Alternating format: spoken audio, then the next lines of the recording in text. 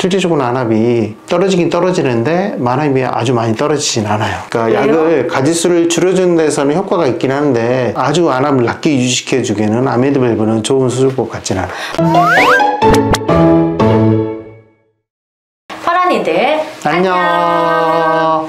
네, 눈알 박사 박박사 박형주입니다. 네, 안녕하세요. 안녕하세요. 네. 네. 진짜 녹내장 환자분들 포함해서 녹내장 환자분들, 식구, 그러니까 이렇게 가족분들, 그리고 녹내장 환자분들의 지인분들 모두 다 궁금해하시는 녹내장의 수술에 관해서 알아보는 시간을 갖도록 하겠습니다. 진짜 녹내장 진단을 받으신 분들이라면 다 한 번쯤 고민을 해보실 것 같은데요. 네, 녹내장이라고 이렇게 제가 만약 진단을 받았다. 그러면 수술을 빨리 하는 게 좋나요? 네, 만약 이제 녹내장 진단 당시에 손상이 많이 돼 있거나 아니면은 진행이 빠르다거나 그럴 경우에는 수술을 좀 생각하는 게 좋습니다. 네. 그러면은 녹내장 수술 방법은 병원마다 다 똑같나요? 아니면 수술 방법에 차이가 있을까요? 아무래도 그 수술하시는 분 수술자에 더 자기가 편한 수술에 더 많이 좀 하겠죠. 종류에 따라서도 있긴 있습니다. 종류에 따라서도요. 보통 녹내장 수술하면은 환자분들이 무슨 밸브 하시던데. 아메드 밸브요? 그 수술을 가장 많이 선호하시는 편이신가요? 저는 그 수술은 좀 별로 선호하지는 않습니다. 그러면 저희 안과에서 원장님께서 선호하시는 수술 방법이 있다고 하면은? 저는 이제 녹내장 수술에서는 특히 이제 중기 정도 된 환자 같은 경우에는 그럴 경우에는 저는 이제 고주파 이용한 트라베큐미라 그래요. 그리고 한 섬유주 절개술을 저는 녹내장은 어쨌든 간에 안압이 정상 범위라도 안압하고 관련돼 있고 우리가 유일하게 인정되는 치료법은 안압을 떨어뜨린 거거든요. 그렇기 때문에 우리 눈에서 그 안압을 형성하는 가장 큰 부분, 그 섬유주 부분, 그 부분에 이상이 오면서 생기는 게 우리가 이제 녹내장에서 안압과 꼭 관련됐다는 말을 하는 그 부분이거든요. 그래서 레이저 고주파로 해서 그 부분을 이제 절개하고 절제하고 그게 이제 섬유화가 되지 않도록 우리가 이제 이 고주파 장비로 해가지고 이렇게 걷어내는 거죠. 특히 이제 개방각 녹내장에서 압력에 포커스가 되는 그 부분이 이 망가진 부분을 우리가 이제 영구적으로 제거를 해버리는 거죠. 보통 수술 시간은 얼마나 걸리시죠? 빠르면 10분에서 한 그래도 환자가 이제 더 많이 이제 절제를 해야 된다 그러면 30분 정도까지 가기도 하고 그렇습니다. 가끔 협조가 안 되는 환자분들. 그렇죠. 가끔 협조가 안 되는 분들은 이 부분을 이제 우리가 이제 절제하기 위해서는 환자분이 약간 좀 특이한 자세를 취해야 되는데 그게 이제 의사랑 저랑 이렇게 좀 협동이 좀 필요해요. 그런 부분에서 좀 힘들어 하시는 분들 같은 경우는 좀 시간이 오래 걸릴 수 있습니다. 대학병원이라든지 다른 안과에서는 아메드 밸브라는 수술을 굉장히 많이 선호하시고 수술을 받으신 환자분들 포함해서 저희 그냥 일반 이렇게 잘 모르는 사람들이 봤을 때는 아메드 밸브는 눈 속에 뭔가 밸브가 이렇게 들어가는 수술이기 때문에 굉장히 고난이도 수술이고 이 수술을 이제 할 수 있으신 분들은 굉장히 권위 있으신 분들이고 아무나 할 수가 없다라는 인식이 강해요. 맞나요? 아니죠.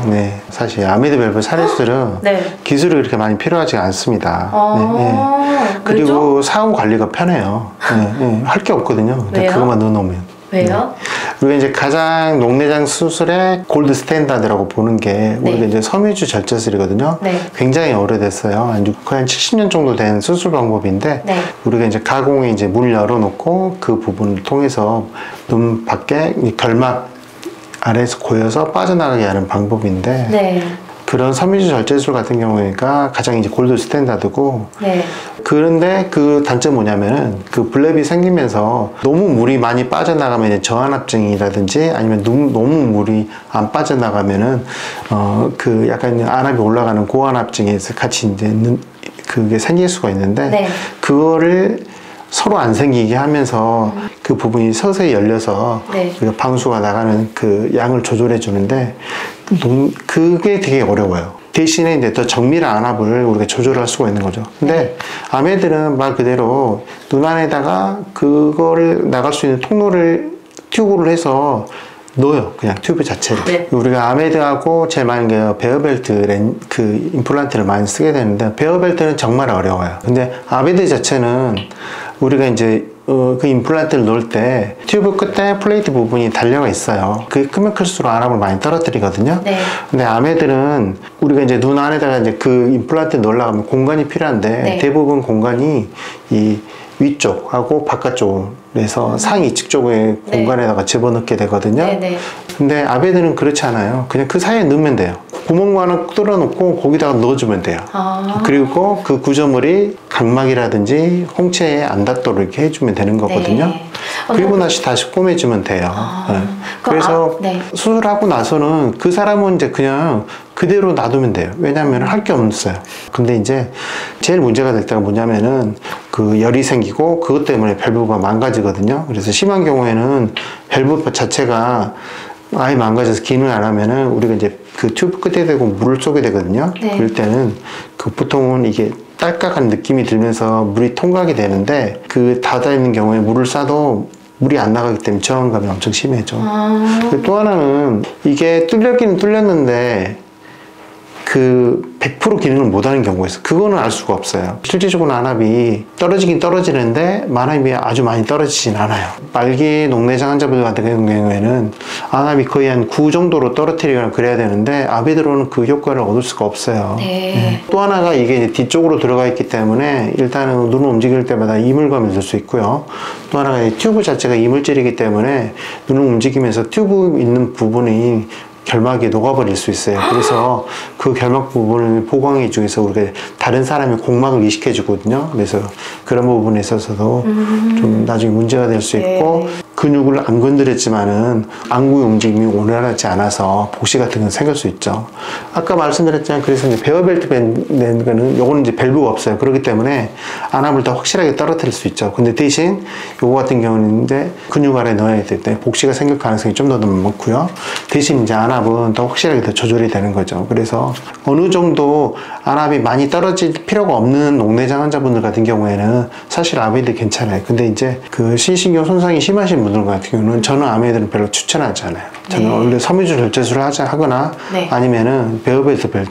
베어벨트 밸브는 안압이 떨어지는 건 확실하고 그 지속력에 있어서는 거의 섬유질 절제술보다 더 낫다고 알려져 있죠. 많은 환자분들이 궁금해하시는 게 밸브를 통해서 안압이 조절이 되는데 밸브가 손상이 되면 어떻게 되나요? 안압이 안 떨어지겠죠. 그러면 손상된 밸브는 어떻게 알아볼 수 있어요? 뭐 알아볼 수 없는 게 이게 단점이에요. 그래서 그거를 우리가 간접적으로 알 수 있는 게 안압을 떨어짐을 보는 거죠. 그러니까 약을 가지수를 줄여주는 데서는 효과가 있긴 한데 아주 안압을 낮게 유지시켜주기에는 아메드 밸브는 좋은 수술법 같진 않아요. 또 8에서 10 정도 안압 수치가 되면은 여기서 알아서 자동으로 열려서 안압을 계속 이렇게 조절을 해주는데 그게 이론상이에요. 이론상이요? 그러면은 얘가 실질적으로 그 기능을 안 할 수도 있다는 말씀이세요? 그렇죠. 우리가 방수를 자체를 외부로 빼는 어떻게 보면 비정상적인 통로를 우리가 만들어서 그거를 가지고 수술하는 거기 때문에 수술할 수 있는 부위가 딱 정해져 있어요. 이 아베드 밸브는 가장 많은 데는 이쪽이에요.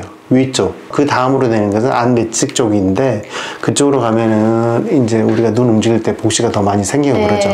그래서 저는 아메드 밸브는 첫 번째로 넣는 것은 저는 별로 권치 않습니다. 아메드 밸브 삽입했다 가면 동맥 치료가 다 됐다 그러고 맞아요. 근데 전혀 그렇지 않고 그러다가 치료를 안 하는 분들도 있어요. 나는 삽입했으니까 끝났다고. 맞아요. 그 심적인 위안.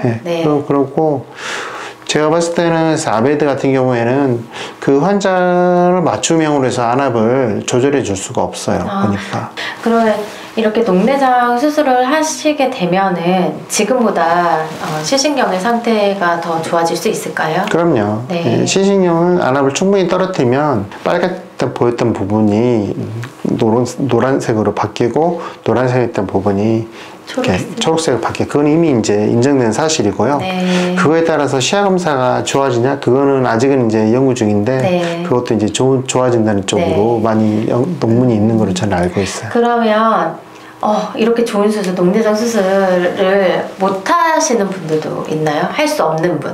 녹내장 수술이 안 되는 분은 없어요. 신생혈관 녹내장도 되시는 거죠? 신생혈관 의면에 정확히 아베드 밸브예요. 물론은 아메드 밸브가 기능을 안 할 수 있는데 기능하는 애들도 있어요. 그렇기 때문에 아메드 밸브를 해요. 아메드 밸브는 의사 선생님들에게 굉장히 편하고 좋은 수술이다. 그리고 환자도 그냥 심적인 위안을 받을 수 있는 수술이다. 하지만 그 기능이 정말 망가졌는지 안 망가졌는지는 네, 저 같은 아메드 밸브를 통해서 네, 확인이 네, 어렵고 네. 안압 수치를 통해서만 확인이 가능하다. 그렇죠. 네. 네, 네. 저는 안압을 이제 8, 7 그 정도에서 네. 맞추는 걸 되게 예민하기 때문에 네. 예, 예. 그런 부분에서는 네. 저하고는 아메드는 좀 안 맞습니다. 네. 뭔가 오늘 심적으로 이렇게 위안받으셨던 분들이 아메드 밸브한테 배신당한 느낌이실 것 같아요. 아메드 밸브 넣고서 이제 마음이 평안을 느꼈다면 어떻게 보면 이제 삶의 질을 개선했다는 네, 안과에서는 보통 마취를 할 때 안약으로 점압 마취 또는 이렇게 그냥 국소 마취를 이렇게 하잖아요. 근데 이제 녹내장 수술하면 이제 사람들이 실명하고 연관지어 생각을 하기 때문에 그리고 녹내장 수술은 그러면은 수면 마취를 해야 되는 게 아닌가? 녹내장 수술? 네, 라고 많이 물어보시는데 녹내장 수술 같은 경우는 왜 안 좋냐면은 우리가 이제 마취를 하고는 있으면 그 중에서 환자가 뭐 마취 정도에 따라서 갑자기 그 발작하는 경우가 있어요. 이렇게 네, 네. 그럴 경우에는 안압이 올라가거든요. 그래서 오히려 그런 부분에 녹내장 수술에는 좋지가 않습니다. 네. 보통 이제 안과적 수술은 장시간을 요하지는 않기 때문에 네. 수술 마취를 하시는 게 무섭긴 하겠지만은 수술 결과는 훨씬 더 좋다. 네, 알겠습니다. 그러면 원장님 마지막으로 원장님께서 생각하시는 그 녹내장 수술 중에서 아메드 밸브는 개인적으로 나는 내가 수술이다? 환자한테 첫 번째 수술로 아메드를 하라면 저는 아메드를 안 해요. 아메드를 말 그대로 정확하게 안압을 우리가 내가 어느 정도까지 수술으로 맞추겠다는 그 맞추는 게 어려워요. 어떻게 그거에 대해서 하자가 생기거나 그러면은 우리가 별로 할 게 없어요. 그냥 약물을 네. 안압을 떨어뜨리게 약물 추가로 쓰는 수밖에 없거든요. 네. 그래서 저 같은 경우에는 그런 점에서 저는 이제 첫 번째 수술을 한다고 하면은 안압을 많이 낮춰줄 수 있는 저는 그 섬유질 절제술을 하고요. 그리고 2차적인 수술을 한다고 하면은 저는 그럴 때는 이제 베어벨트 쪽으로 가지 절대로 저는 아메드를 믿지는 않습니다. 네. 환자를 개개인을 그 맞춤형을 해주려면은 네. 섬유질 절제술이나 베어벨트 쪽이 저는 더 맞다고 생각합니다. 네. 네. 오늘은 이제 원장님과 함께 아메드 밸브라는 수술에 대해서 좀 깊게 알아보는 시간을 가져봤는데요. 저희 방송 이렇게 시청하고 계신 분들에게 많은 도움이 되었을 것 같습니다. 네. 오늘 촬영은 여기서 마무리하도록 하겠습니다. 펄한이들 안녕. 구독과 좋아요 많이 눌러주세요. 네.